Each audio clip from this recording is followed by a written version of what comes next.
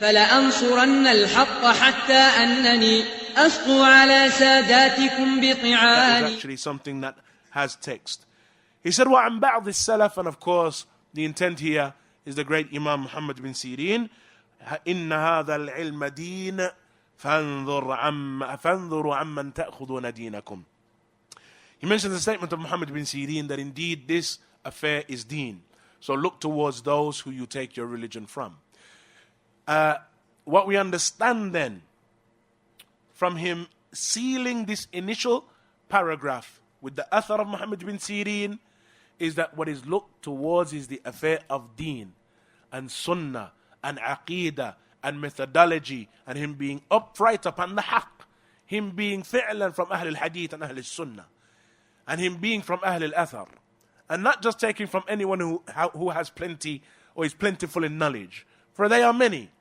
Among the people of innovation and bid'ah, there is a multitude of individuals who, mashallah, indahum, memorized, and they have, in terms of hifz and even understanding of some of the sciences of the deen, they have a good portion that is present among some of Ahl al-Bid'ah. But here, he begins the paragraph and ends the paragraph with this most important affair. That is, he looks towards the one that he takes knowledge from and that is going to benefit adab from, in terms of his deen. And he sealed the paragraph with the statement of Al-Imam Muhammad bin Sirin that indeed this affair is deen. So look towards the one who you take your deen from. And look how he begins the chapter and this section, the paragraph, and ends the paragraph by looking first, then benefiting. Observing first, then benefiting. Analyzing first, then benefiting. Ascertaining first, then benefiting. Not benefiting, and then we find out and look into who he is exactly.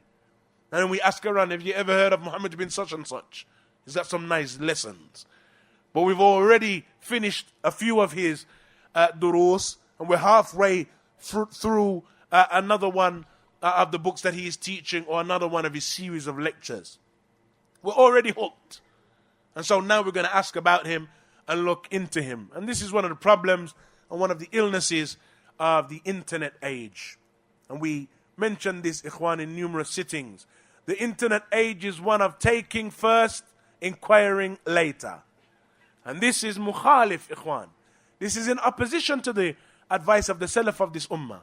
The origin and the asl is before we even lend an ear. We ascertain first and foremost, who is he?